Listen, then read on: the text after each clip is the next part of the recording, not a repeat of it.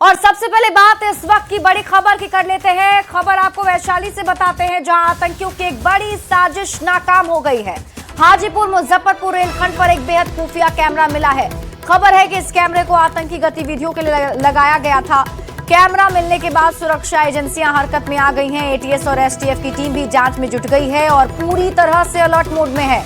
बता दें कि हाजीपुर से कुछ ही दूरी पर सराय रेलवे स्टेशन के आगे संपाट ढाला संख्या 43 के लगे सिग्नल टावर पर आईपी यानी इंटरनेट प्रोटोकॉल कैमरा लगाया गया था, जिससे रेलवे ट्रैक और सड़क पर नजर रखी जा रही थी। सोलर संचालित इस कैमरे का कंट्रोल इंटरनेट से हो रहा था। सबसे चौंकाने वाली बात यह कि इस कैमरे में आतंकी यासीन भटकल की भी तस्वीर मिलने की बात सामने आ रही है। आईपी एड्रेस की जांच में कर्नाटक के तटीय क्षेत्र से पाकिस्तान कनेक्शन के आतंकी नेटवर्क से इसकी निगरानी की जानकारी मिली है।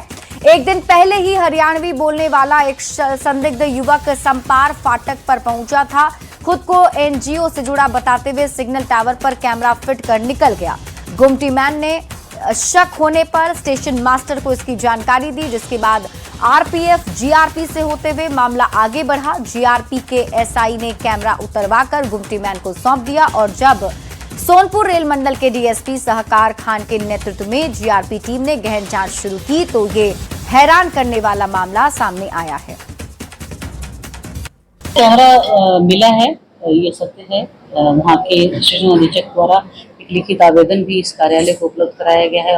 तदालोक में हमने एक कांड दर्ज किया है और हम उसकी जांच कर रहे हैं।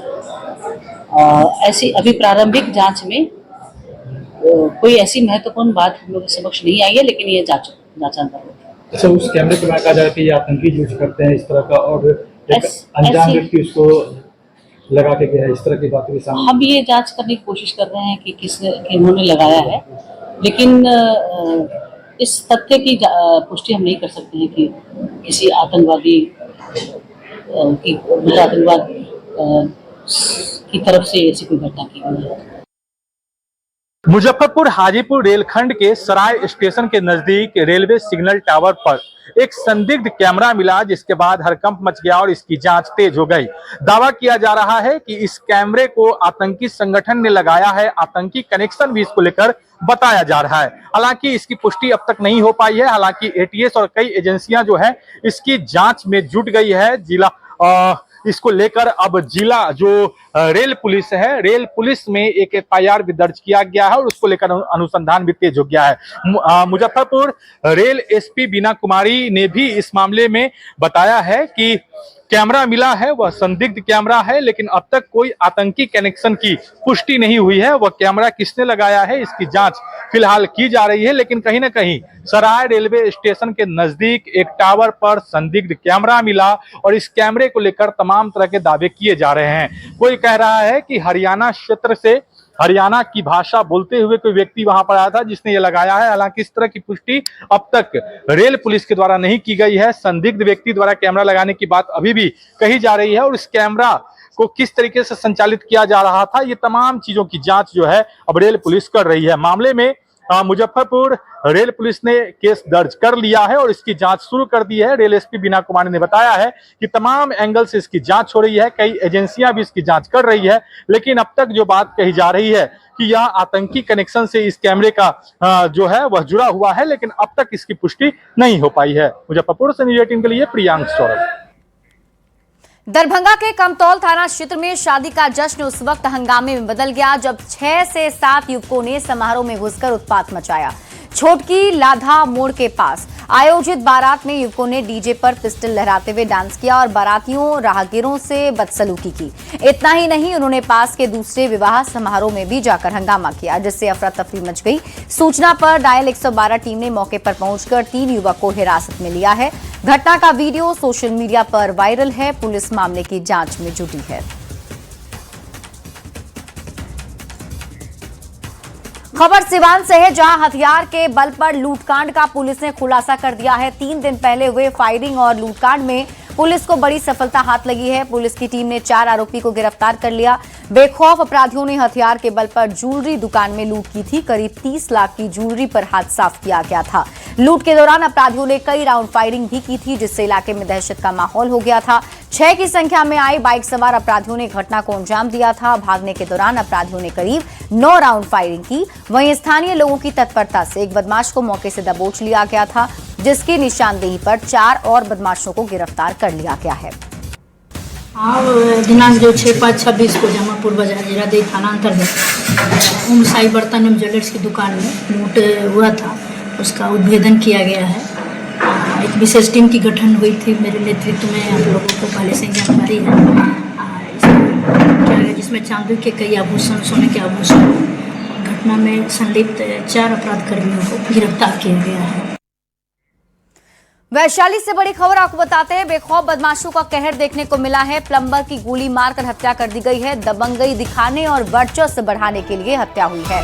घटना को लेकर लोगों में काफी ज्यादा आक्रोश है। युवक की मौत से परिजनों में कोहराम मचा हुआ है। थाना क्षेत्र दामोदर नगर की घटना बताई जा रही है। पुलिस अब पूरे मामले की जांच पड़ताल में जुटी हुई है। तो इस वक्त की बड़ी खबर आपको वैशाली से बता रहे हैं। बेखौफ बदमाशों ने प्लम्बर की गोली मारकर हत्या कर दी है। आज से मात्र 2 से 3 दिन पहले इसको शाम के टाइम में घर के बजरंगबली के पास कुछ लड़का से 1-2 लड़का जो है इससे पकड़ हुआ है। उसके बाद वही लड़का के साजिश के तहत इसको मारा गया है। ना आज तक हम लोग से किसी का दुश्मनी नहीं है। आप कहीं भी पूरा मोहल्ला में पूछिएगा, कहीं नहीं। जैसे ये इसको कहाँ गोली मारा है? इसको मारा गुरु बख्शी स्कूल के पास में। बड़ी खबर मुंगेर से है, जहां अपहरण मामले में पुलिस को बड़ी सफलता मिली है। पुलिस की टीम 6 घंटे में ही किडनैप बच्चे को सकुशल बरामद कर ली। पुलिस ने इस मामले में बच्चे के चचेरे जीजा को गिरफ्तार किया है। पारिवारिक विवाद में आरोपी ने वारदात को अंजाम दिया था। बेगूसराय से खगड़िया तक चली पुलिस की लगातार कार्रवाई के बाद आरोपी को खगड़िया रेलवे स्टेशन से दबोचा गया है। दरअसल आरोपी के पास मोबाइल फोन नहीं होने के कारण पुलिस को लोकेशन ट्रेस करने में काफी परेशानी हो रही थी। और इसी बीच अपहृत छात्र आर्यन ने बेगूसराय में एक यात्री के मोबाइल से अपने परिजनों को फोन कर जानकारी दी। इसी कॉल के आधार पर पुलिस को बच्चे की लोकेशन मिली और मुंगेर पुलिस ने खगड़िया टाउन थाना और जीआरपी की मदद से स्टेशन परिसर में घेराबंदी कर दी और आरोपी गौरव को बच्चे के साथ दबोच लिया। स्कूल गया था 6 बजे, मॉर्निंग स्कूल था। स्कूल से छुट्टी हुआ 12 बजे तक मेरा बेटा तखनी से गायब हो गया। मेरा घर का ही आदमी गायब कर दिया, दामाद लगता है। 12 बजे मोबाइल चोरी करके बेचता था सर। तो उसका पत्नी मेरे पास रहती है, उसका मम्मी पापा न है, हम ही रखे हैं। ससुर मायके आई है तो उसको भगा नहीं न देंगे। आई द्वार पर तो रखे, इसी कारण से न वो भी सोचता है हम भी यहाँ रहेंगे। तो कोतवाली एसएचओ तुरंत कार्रवाई करते हुए वहां पे पहुंचे और खगड़िया रेलवे स्टेशन का कैमरा देखा, सीसीटीवी देखा, वहां पे उसको स्पॉट किया गया। उसके बाद वो कुछ पैसा भी मांग रहा था परिवार से, तो उसको भी हम लोगों ने टेक्निकल एविडेंस लिया, डिटेल्स लिया और उसके बाद जो है उस लड़के को खगड़िया रेलवे स्टेशन के पास से हम लोगों ने सकुशल चंद घंटों के अंदर ही बरामद कर लिया और परिवार को उसको सौंप दिया है। कैमूर से बड़ी खबर मिल रही है। लापता विवाहिता की हत्या मामले में शव जलाकर सबूत मिटाने का आरोप लग रहा है। उप प्रमुख सुनील यादव समेत 2 गिरफ्तार किए गए हैं। दोनों आरोपियों को जेल भेजा गया। मृतका के पिता ने 7 लोगों पर एफआईआर दर्ज कराई है। 4 मई से पिंकी देवी लापता थी। पुलिस ने तकनीकी जांच के बाद कार्रवाई की है। जंगल से जले हुए अवशेष बरामद हुए। फरार आरोपियों की तलाश में छापेमारी जारी है। नवादा पुलिस ने साइबर ठगी करने वाले एक अंतर्राज्यीय साइबर ठगी गिरोह के सदस्य की गिरफ्तारी की है। इस गिरोह की तरफ से संचालित एक बैंक खाते में 1 करोड़ 4 लाख रुपए के संदिग्ध लेन देन का खुलासा हुआ, जबकि कुल ठगी की राशि 10 करोड़ रुपए तक होने का अनुमान है। साइबर ठगी के खिलाफ चलाए जा रहे विशेष अभियान में पुलिस को बड़ी सफलता हासिल हुई है। कार्रवाई में नगर थाना क्षेत्र के कोनिया निवासी बालवीर प्रसाद को गिरफ्तार किया गया। आर्थिक अपराध इकाई बिहार पटना से पुलिस मिली सूचना के आधार पर साइबर थाना नवादा को सोनाली एंटरप्राइजेज नामक संदिग्ध बैंक खाते के जरिए कई राज्यों में हो रही साइबर ठगी की जानकारी मिली। सूचना मिलते ही पुलिस अधीक्षक के निर्देश पर तत्काल विशेष जांच दल का गठन किया गया और एक साइबर ठग को गिरफ्तार कर लिया गया है। और फर्स्ट ईयर में ही उनका फ्रॉड का पैसा ये बलबीर प्रसाद के अकाउंट में आया है। इसकी सूचना देते हुए साइबर थाना ने बड़ी पदाधिकारी को इसको सूचित की और इसके बाद हम लोग अग्रतर कार्रवाई भी कर रहे हैं। इसमें केस दर्ज भी किया गया है 256/25 केस इसमें दर्ज कर दिया गया और सदर कार्रवाई के लिए हम लोग उसमें कार्रवाई कर रहे हैं। और आइए अब बिहार की बड़ी खबरों पर नजर डाल लेते हैं।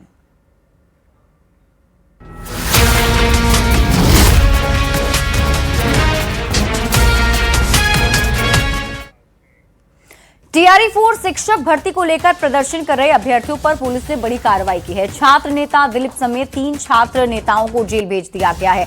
पुलिस का कहना है कि प्रशासन की ओर से लगातार बातचीत की कोशिश की गई, लेकिन प्रदर्शनकारियों ने कानून व्यवस्था बिगाड़ी और ट्रैफिक को रोका है। बता दें कि शुक्रवार को बड़ी संख्या में टीआरई 4 अभ्यर्थियों ने पटना कॉलेज से विरोध मार्च निकाला था। अभ्यर्थी सरकार और बीपीएससी के खिलाफ नारेबाजी करते हुए मुख्यमंत्री आवास की ओर बढ़ रहे थे। इसी दौरान पुलिस ने उन्हें रोकने की कोशिश की, लेकिन अभ्यर्थी आगे बढ़ते रहे। इसके बाद पुलिस ने लाठीचार्ज कर दिया।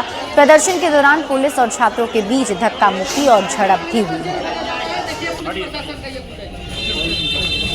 तस्वीरें आपको ये टीवी स्क्रीन पर दिखा रहे हैं, जिसमें आप देख सकते हैं किस तरीके से प्रशासन की टीम जो है वो स्थिति पर नियंत्रण करने के लिए वहां कंट्रोल करने की कोशिश कर रही है, लेकिन जो नाराज और विरोध प्रदर्शन में निकले अभ्यर्थी हैं उनकी झड़प पटना पुलिस से हो जाती है। अब इस पूरे मामले में कार्रवाई भी की गई है। बताया जा रहा है पटना पुलिस की तरफ से कि अभ्यर्थियों से लगातार बातचीत करने की कोशिश की जा रही थी, लेकिन अभ्यर्थी बात करने को तैयार नहीं हुए और बार बार प्रदर्शन कर रहे थे, जिस वजह से ट्रैफिक रुक गया था और इसके साथ ही सड़क पर एक तरीके से जाम लगा हुआ था और स्थिति काफी अनकंट्रोल हो गई थी, जिसके बाद प्रशासन की टीम ने लाठीचार्ज किया है।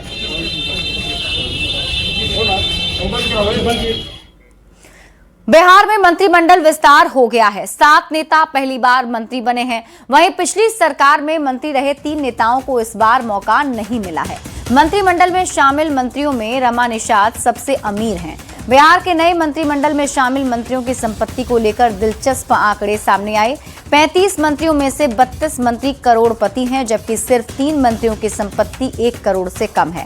सबसे अमीर मंत्री पिछड़ा एवं अति पिछड़ा कल्याण मंत्री रमा निषाद हैं, जिनकी संपत्ति करीब 31.85 करोड़ रुपए बताई गई। दूसरे नंबर पर समाज कल्याण मंत्री श्वेता गुप्ता और तीसरे स्थान पर अशोक चौधरी हैं। खास बात यह है कि 10 मंत्रियों की संपत्ति मुख्यमंत्री सम्राट चौधरी से भी अधिक बताई जा रही है।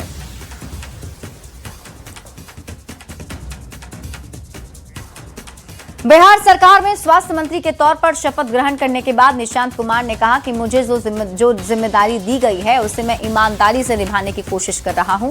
स्वास्थ्य सेवा को बेहतर बनाने की कोशिश करूंगा। गरीब, अमीर, ग्रामीण, शहरी हर जगह बेहतर स्वास्थ्य सेवा देने की कोशिश करेंगे। जो मुझे जिम्मेदारी दी गई उसे मैं ईमानदारी से निभाने की कोशिश कर रहा हूं और स्वास्थ्य सेवा को बेहतर बनाने की कोशिश करूंगा। चाहे वो गरीब हो, अमीर हो, कुछ भी हो, कोई भी कास्ट हो, सबको बेहतर स्वास्थ्य सेवा हम दे सकें। चाहे वो ग्रामीण क्षेत्र हो, कभी क्या ग्रामीण क्षेत्र हो, शहरी क्षेत्र हो, हम हर जगह एक बेहतर स्वास्थ्य सेवा देने की कोशिश करेंगे। रोहतास जिले के नासरीगंज में जमकर ओलावृष्टि हुई है, जिससे लोगों को गर्मी से राहत मिल रही है, लेकिन मूसलाधार बारिश के साथ ही ओलावृष्टि से फसलों को काफी नुकसान पहुंचा है। साथ ही सड़कों पर बर्फ की चादर बिछ गई। बता दें कि शनिवार को मौसम अचानक बदला और तेज आंधी के साथ बारिश हुई। देखते ही देखते ओलावृष्टि होने लगी। आप तस्वीरों में भी देख सकते हैं किस प्रकार खेत खलिहान और सड़कों पर बर्फ ही बर्फ दिख रहे हैं। इस ओलावृष्टि से मौसम का मिजाज बदल गया है। लोगों को मई के महीने में गर्मी से राहत मिली है।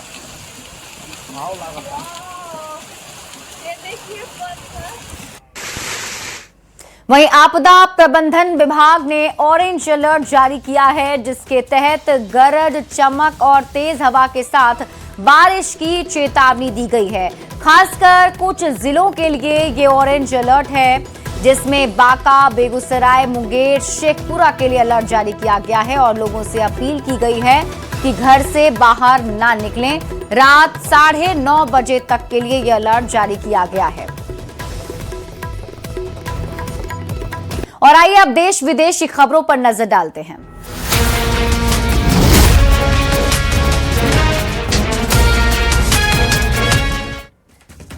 पश्चिम बंगाल में नई सरकार का गठन हो गया है। शुभेंदु अधिकारी ने मुख्यमंत्री पद की शपथ ली है। 5 मंत्री भी बनाए गए हैं। कोलकाता के परेड ग्राउंड में भव्य शपथ ग्रहण समारोह हुआ, जहां राज्यपाल ने मुख्यमंत्री और मंत्रियों को शपथ दिलाई है। शुभेंदु अधिकारी के सीएम पद की शपथ के बाद दिलीप घोष ने मंत्री पद की शपथ ली। अग्निमित्रा पॉल ने भी मंत्री पद की शपथ ली। अशोक कीर्तनिया ने भी मंत्री पद की शपथ ली और फिर क्षुदीराम टूडू और निशिथ प्रामाणिक ने मंत्री पद की शपथ ली है। इस मौके पर मंच पर पीएम मोदी, अमित शाह, राजनाथ सिंह, योगी आदित्यनाथ, पुष्कर सिंह धामी मौजूद रहे। मंच पर एनडीए शासित राज्यों के मुख्यमंत्री और कई केंद्रीय मंत्री भी मौजूद थे। जनगणेर प्रति संविधान और विधि अनुसारे न्याय आचरण करिब। पीएम मोदी हर कार्यक्रम में अलग अंदाज में नजर आते हैं और आज जब पीएम मोदी शपथ ग्रहण समारोह में पहुंचे तो बंगाल की धरती जय श्री राम के नारों से गूंज उठी। सबसे पहले यहां पीएम मोदी का भव्य रोड शो हुआ और जब पीएम मोदी मंच पर पहुंचे तो अपने गुरु को नमन किया।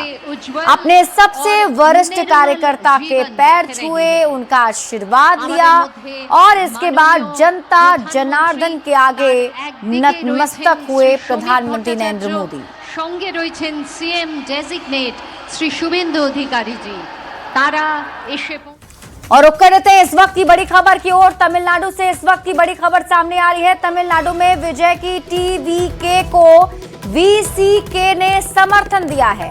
वीसीके ने टीवीके को समर्थन पत्र सौंप दिया है। आईयूएमएल ने भी विजय को समर्थन का ऐलान किया है। तमिलनाडु में टीवीके की सरकार बनने का रास्ता अब साफ हो गया है। देखिए, अब तक ये सस्पेंस बना हुआ था क्योंकि बहुमत के लिए इन्हें कुछ और भी आंकड़े चाहिए थे। अब जबकि वीसीके आईयूएमएल के समर्थन मिल चुके हैं तो इसके बाद विजय के पास 120 विधायक हो गए हैं।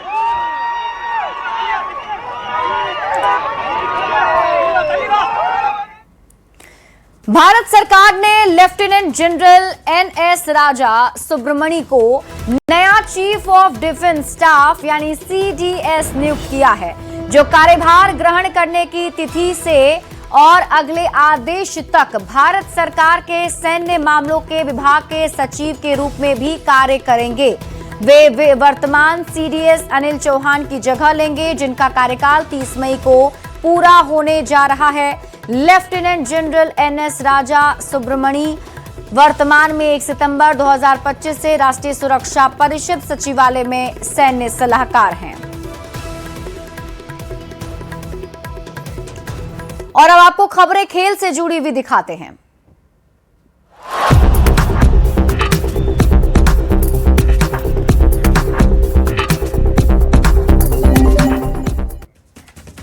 इंडियन प्रीमियर लीग 2026 के 52वें मैच में शनिवार को जयपुर के सवाई मानसिंह स्टेडियम में राजस्थान रॉयल्स का सामना गुजरात टाइटंस से होगा। इस सीजन की शुरुआत में दोनों टीमों का एक बार आमना सामना हो चुका है। राजस्थान रॉयल्स ने वो मैच 6 विकेट से जीता था। प्लेऑफ के हिसाब से ये मैच काफी महत्वपूर्ण है। दोनों टीमों के 10-10 मैच में 12-12 अंक हैं। ये मैच जीतने वाली टीम के 14 अंक हो जाएंगे। वहीं अगर आंकड़ों की बात करें तो राजस्थान और गुजरात अब तक 9 बार आमने सामने आ चुके हैं। और अब आपको मनोरंजन की खबरें दिखाते हैं।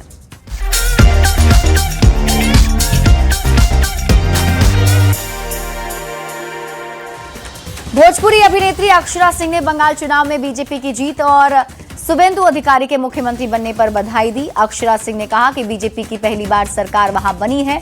अक्षरा सिंह ने पूर्व मुख्यमंत्री नीतीश कुमार से भी मुलाकात की और निशांत कुमार को स्वास्थ्य मंत्री बनने पर बधाई दी। तो हम आपको बता दें कि अक्षरा सिंह ने आज पूर्व मुख्यमंत्री नीतीश कुमार से मुलाकात की और इसके साथ ही नीतीश कुमार के बेटे निशांत कुमार बिहार सरकार में अब स्वास्थ्य मंत्री बनाए गए हैं। इसके लिए उन्होंने शुभकामनाएं भी दी हैं। बहुत खुशी की बात है और ढेरों शुभकामनाएं हैं कि बीजेपी अब बंगाल में आ गया और इतने सालों बाद इतना बड़ा अचीवमेंट। नीतीश कुमार जी से मिलने आप गए थे अभी जी, क्या कुछ बातें बातें नहीं, जस्ट ऐसी रैंडम मुलाकात और निशांत जी को धन्यवाद और शुभकामनाएं देने पहुंची।